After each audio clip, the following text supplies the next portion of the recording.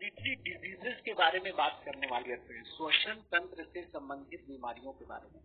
पहली बीमारी है एम्फीसीमा। एम्फीसीमा एम्फीसीमा मूवी शुरू होती होगी तो एक आदमी मुकेश नाम का खांसता है और खांसते खांसते अंत में उसकी डेथ हो जाती है।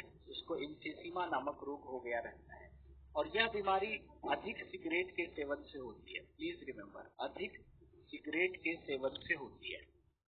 अधिक सिगरेट के सेवन से होती है।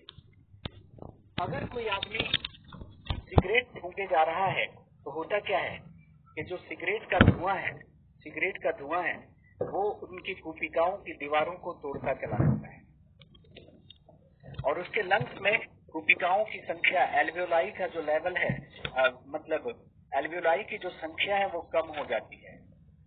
और एल्वियोलाई की संख्या का कम होना मतलब उसके शरीर में ऑक्सीजन कम प्रवेश करना, है ना? क्योंकि आपने पढ़ा था इन्हीं कुपिकाओं से ऑक्सीजन जा रहा है बॉडी में और CO2 बाहर निकल रहा है। तो जो आदमी सिगरेट बहुत पी रहा होता है तो सिगरेट का धुआं कुपिकाओं की दीवारों को, एल्वियोलाई के वॉल को डिसॉल्व करता चला जाता है और उसके लंग्स में एल्वियोलाई का नंबर कम हो जाता है, जिसकी वजह से उसके बॉडी में ऑक्सीजन की कमी होती है। जब ऑक्सीजन की कमी होगी तो क्या होगा? ऑक्सीजन की कमी होगी तो उसके पास एक ही रास्ता है कि वो जल्दी जल्दी सांस लेगा इस ऑक्सीजन की कमी को पूरा करने के लिए, जिसको हम ब्रेथलेसनेस कहते हैं, सांस फूलना कहते हैं। उसकी सांस फूलेगी, सीने में दर्द और कभी कभी बरकन की दर्द भी हो सकती है। तो पूछा गया था कि एम्फीसीमा नामक रोग से शरीर का कौन सा अंग प्रभावित होता है, तो उत्तर था आपका लंग्स यानी फेफड़ा। लंग्स यानी फेफड़ा, और फेफड़े में भी कौन? तो फेफड़ों की एल्वियोलाई यानी कुपिका। तो इसीलिए आपसे कहा जाता है कि सिगरेट मत पीजिए, है ना? जो लोग सिगरेट पीते हैं वो छोड़ दें, क्योंकि ये कुपिकाएं दोबारा नहीं बनती। एक बार चली गई तो चली गई। लोग कहते हैं अरे कोई फर्क नहीं पड़ता, सब पीते हैं। फर्क पड़ता है। अभी जवानी का जोश है, समझ में नहीं आ रहा है। जैसे जैसे बुढ़ापा होगा ना, ज्यादा समझ में आने लगेगा। कहते पीते हैं, कोई फर्क पड़ता है? जो सिगरेट पीता है, वो आदमी जो सिगरेट नहीं पीता है उसमें दौड़ाइए। जो सिगरेट पीता है वो जल्दी हाफ जाएगा, क्योंकि उसके लंग्स में नॉर्मल आदमी के रेस्पेक्ट में क्या होगा? कुपिकाओं की संख्या जो होगी वो कम होगी। और अभी फर्क नहीं पड़ रहा है। जैसे जैसे बूढ़े होंगे ना, सीढ़ी चढ़ेंगे हाफने लगेंगे। और कुछ लोग तो कहते हैं कि हम अंदर कहाँ लेते हैं, यहीं से बाहर निकाल देते हैं। तो इतने बड़े कलाकार आते हैं, यहाँ से आप बाहर निकाल दीजिएगा। आप देख रहे हैं कि हवा में जो ऑक्सीजन है वो डिफ्यूज होकर आपके शरीर की तमाम कोशिकाओं में चला गया और आप यहाँ से बाहर निकाल दीजिएगा। इतने बड़े कलाकार हैं, वो अंदर जाता ही है। आप चाहे जितनी भी सावधानी बरतें, और चाहे वो एक्टिव स्मोकिंग हो या पैसिव स्मोकिंग हो, दोनों नुकसानदायक होते हैं। एक्टिव स्मोकिंग से ज्यादा नुकसानदायक होता है पैसिव स्मोकिंग। एक्टिव स्मोकिंग का मतलब है कि आप सिगरेट पी रहे हैं और आपका दोस्त जो सिगरेट नहीं पीता है वो आपके सामने खड़ा होकर आपका धुआं इनहेल कर रहा है। ये होता है पैसिव स्मोकिंग। और पैसिव स्मोकिंग इसलिए खतरनाक है क्योंकि जो आदमी सिगरेट नहीं पी रहा है उसका बॉडी उसके लिए तैयार नहीं है, उसका इम्यून सिस्टम उसके लिए तैयार नहीं है। तो ऐसे केस में ज्यादा तेजी से उसका टूटता है एल्वियोलाई। मैं WHO की एक रिपोर्ट पढ़ रहा था, उसमें लिखा था कि इंडिया के 45% लोग पैसिव स्मोकिंग के शिकार होते हैं, क्योंकि यहाँ पर लोग कहीं पर भी शुरू हो जाते हैं, सिनेमा हॉल में, बस स्टॉप पर, ट्रेन में। और कभी कभी बड़ी मासूमियत से आकर आपसे पूछेंगे भाई साहब पी लें, कोई दिक्कत तो नहीं है? अरे भाई दिक्कत कैसे नहीं है? तन्हाई में जाकर पीजिए, मजा भी ज्यादा आएगा और किसी को नुकसान भी नहीं होगा। बच्चों के सामने लोग सिगरेट पीने लगते हैं। अरे आप सोचो ना कि ये दीवार कितनी पतली होती होगी कि गैसियस एक्सचेंज हो रहा है, गैस डिफ्यूज होकर जा रहा है। ये दीवार काफी नाजुक और डेलिकेट होती है और इसको आप सिगरेट का धुआं दिखा रहे हैं, तो ये तो टूटेगा ही। मुंह से सिगरेट पीकर नाक से धुआं निकालकर ऐसे छल्ला बनाकर देखते हैं कि जा किधर रहा है। हर फिक्र को धुएं में उड़ाता चला गया। फिक्र को नहीं, खुद को धुएं में उड़ा रहे हैं आप। तो अगर आप सिगरेट पी रहे हैं तो छोड़ दीजिए। और पुरुष को तो पीना नहीं चाहिए। पुरुषों में नपुंसकता आती है सिगरेट पीने से, और महिलाओं में कंसीव करने में दिक्कत होता है, अबॉर्शन का खतरा रहता है। दिल्ली में महिलाएं ज्यादा स्टाइल से सिगरेट पीती है, ठीक है, तो आप धीरे धीरे करके छोड़ दीजिए। और अजीब नहीं लगता है क्या मुंह से धुआं निकालना और छोड़ देना? अरे खैनी खा रहे हैं तो कुछ यहाँ दबा के रखा हुआ है, पान खा रहे हैं थोड़ा चबा रहे हैं, मजा आता है। ये धुआं मुंह में रखना और निकाल देना तो बहुत ही खतरनाक है। ये लंग कैंसर के ज्यादा केसेस क्यों आ रहे हैं इंडिया में? इसी सिगरेट की वजह से। दूसरी बीमारी है आपकी ब्रोंकाइटिस। ब्रोंकाइटिस, देखिए ब्रोंकाइटिस क्या है? आपको याद होगा पिछले क्लासेस में हम लोगों ने पढ़ा था,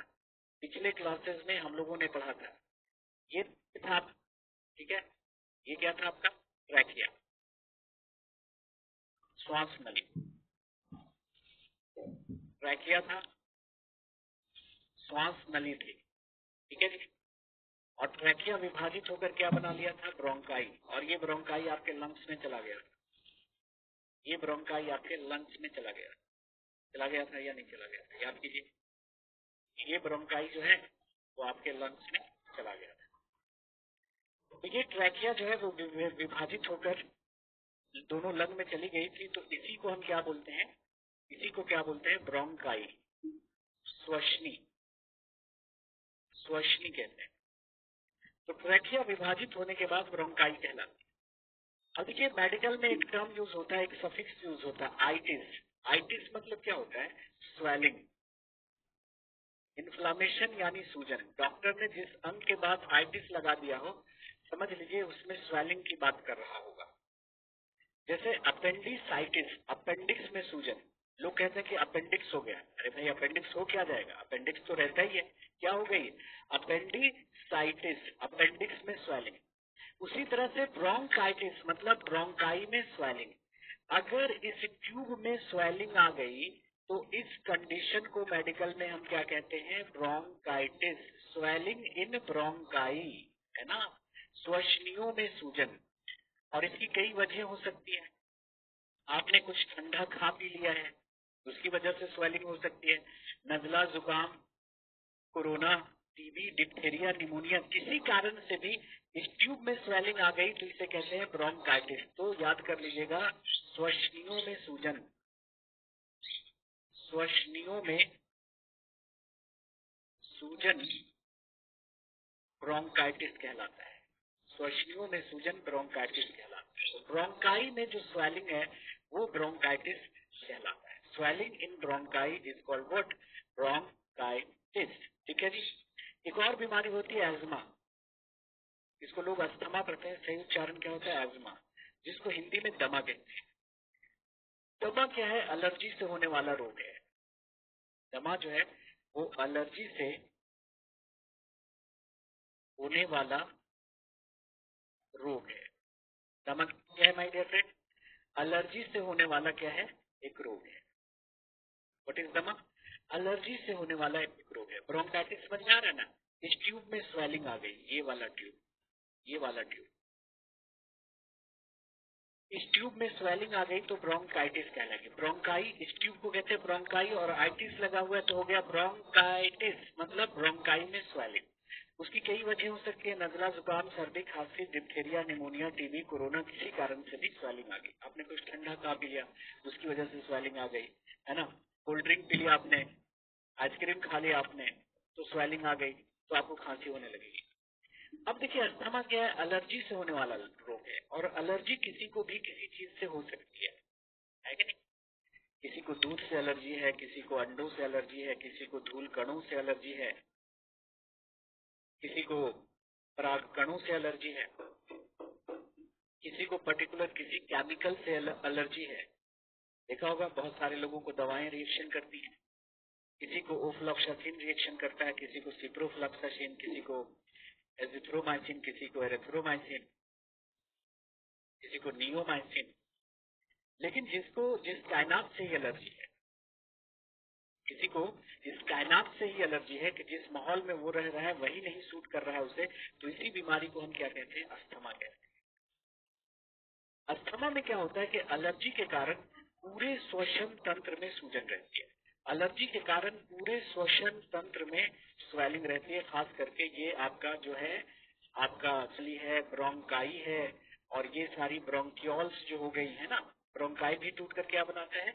ब्रोंक्यूल्स बनाती हैं। तो इन सभी में सूजन रहेगी। तो मान लिया कि आपका इस नली में सूजन हो गया, तो बताइए ये ट्यूब फैलेगी के नैरो होगी? तो आप कहेगा सर देखो इसमें स्वेलिंग आ रही है ना, ये ट्यूब संकरी होती चली जाएगी, पतली होती चली जाएगी, जिसकी वजह से क्या होगा? इस कंडीशन में भी ऑक्सीजन कम प्रवेश करेगा। ऑक्सीजन कम प्रवेश करेगा। ऑक्सीजन कम प्रवेश करेगा तो ऑक्सीजन की कमी होगी, और इस ऑक्सीजन की कमी को पूरा करने के लिए आदमी गहरी गहरी सांसें लेगा, हांफता रहेगा। और इसकी ट्यूब नैरो हो जाने की वजह से सांसों से आवाजें आती हैं, सीटी जैसी आवाजें, खड़खड़ाहट वाली आवाजें आएंगी। आप ऐसे दूर दूर तक महसूस कर सकते हैं, दूर से सुन सकते हैं। तब भीड़ भाड़ इलाके में गया, डस्ट वाले इलाके में गया, तो ज्यादा एलर्जी हुई तो क्या होगा? ट्यूब ज्यादा नैरो हो जाएगी, और ऐसे केस में आदमी का दम घुटने लगता है। तो ऐसे केस में डॉक्टर उसको इनहेलर देकर रखते हैं। इनहेलर में कुछ केमिकल्स होते हैं जो कहलाते हैं ब्रोंकोडायलेटर। मतलब वो ब्रोंकाई को क्या करते हैं? ऐसे डायलेट कर देते हैं, चौड़ा कर देते हैं। तो जैसे ही ये इनहेलर लेगा ना, ये ब्रोंकाई डायलेट हो जाएगी, चौड़ी हो जाएगी, और तुरंत उसको एकदम राहत मिलेगा, हाँ जान में जान आ जाएगी।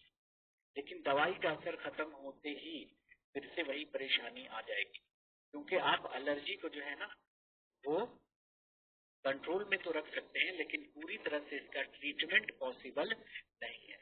तो आपने देखा होगा कि ये बीमारी जिंदगी भर उस आदमी को क्या करती है? परेशान करती है। ठीक है, तो सिंपल अभी याद रख लेना है कि जो है अस्थमा जो है वो एक एलर्जिक डिजीज है, एलर्जी से होने वाली बीमारी है। नेक्स्ट आपका हे फीवर, जिसको हिंदी में कहते हैं पराग ज्वर। ये हे फीवर क्या है? देखिए, अभी मैंने आपसे कहा कि एलर्जी किसी को भी किसी चीज से हो सकती है। किसी को दूध से एलर्जी है, किसी को अंडों से एलर्जी है, किसी को धूल कणों से एलर्जी है। लेकिन किसी इंसान को अगर फूलों के पराग कणों से एलर्जी है, फ्लावर के पॉलन ग्रेन से एलर्जी है, तो ऐसा आदमी फूलों के संपर्क में आते ही छींकने लगता है। छींक पर छींक, नाक से पानी, आंखों से पानी, जबरदस्त फीवर, और इसी को कहते हैं ये फीवर। जैसा कि मैंने कहा कि एलर्जी का कोई इलाज नहीं है, तो अगर ये आदमी फूलों से दूर रहेगा तो नॉर्मल रहेगा, फूलों के संपर्क में आते ही छींकने लगेगा। ऐसा आदमी किसी गार्डन के नजदीक से गुजरेगा तो वो छींकने लगेगा, है ना? समझ जाइए आगे कहीं कोई गार्डन है, छींक आ रही है। तो ऐसे आदमी को चाहिए कि अगर वो शादी कर रहे हैं तो ओरिजिनल माला कभी न डालें गले में, अदरवाइज आप दूसरा से तीसरा फेरा नहीं ले सकते, है ना? कभी कभी तो इतना सीवियर हो जाता है एलर्जी के, आदमी को हॉस्पिटलाइज करना पड़ जाता है। तो आप ठीक से बैठ नहीं सकते तो फेरे क्या लेंगे? पंडाल में दूर दूर तक फूल नहीं होना चाहिए, तो फूलों से दिक्कत होती है ऐसे आदमी को। तो यहाँ पर हे फीवर के बारे में लिख लीजिएगा, पराग कणों के एलर्जी से होने वाला बुखार। पराग कणों की एलर्जी से होने वाला बुखार, होने वाला बुखार पराग ज्वर कहलाता है। ये पॉलन ग्रेन क्या है? जब हम फूल पढ़ेंगे, पुष्प पढ़ेंगे, वहां पे बताएंगे। तो फूलों में होता है परागकण, पॉलन ग्रेन्स होते हैं। तो फूलों के पॉलन ग्रेन के संपर्क में आने पर जो एलर्जिक फीवर हो जाता है, आदमी को नाक बहने लगता है और बुखार आ जाता है, उसको कहते हैं हे फीवर। ये 4 बीमारियां कम से कम अभी याद रख लीजिए। बाकी जब हम डिजीज पढ़ेंगे वहां पे कुछ और बीमारियों का हम लोग जिक्र करेंगे। ठीक है जी, नोट हो गया? यहाँ तक नोट कर लीजिएगा। तो 4 बीमारी याद रखेंगे। एम्फीसीमा से शरीर का कौन सा भाग प्रभावित होता है? फेफड़ा। क्यों होता है? तो अधिक सिगरेट के सेवन से। ब्रोंकाइटिस कैसी बीमारी है?